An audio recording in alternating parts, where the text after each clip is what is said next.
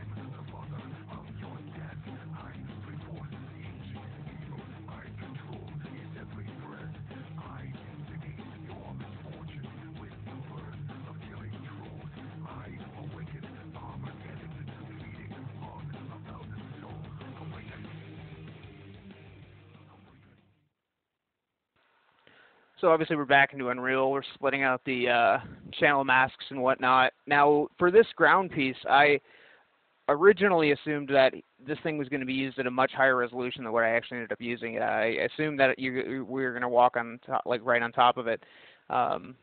So I put a little bit more effort into this piece, again, just because the idea is that you could walk on top of it. But after my fiance saw it a couple times, she's like, "It looks like shit. Why would they do that? And where's the building structures and all that stuff?" She has a good eye for that stuff.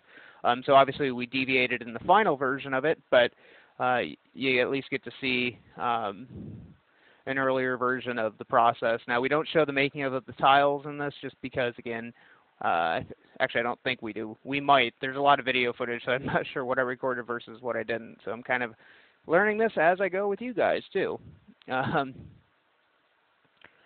But basically, you know, there'll be some alterations along the way, but you know, the process is pretty standard and pretty straightforward for this whole thing. So obviously, you know, with these, you know, there's a bunch of different ways that we can do this, and I'll talk about some alternatives as well in the Unreal stuff. But you know, you guys could even make actual blueprints of these. You could actually make little prefab kits of, you know, wall sections and whatnot, so you're not duplicating individual assets around. That's another option to do it.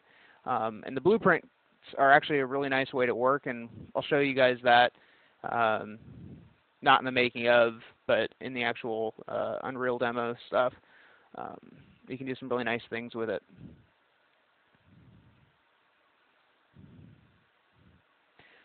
So, and again, you know, it's, you know, trying to maximize our kits and how much we have, and the, you know, trying to do as little rework as possible, and trying to, you know, not make new stuff if we don't need to, is really the name of the game here.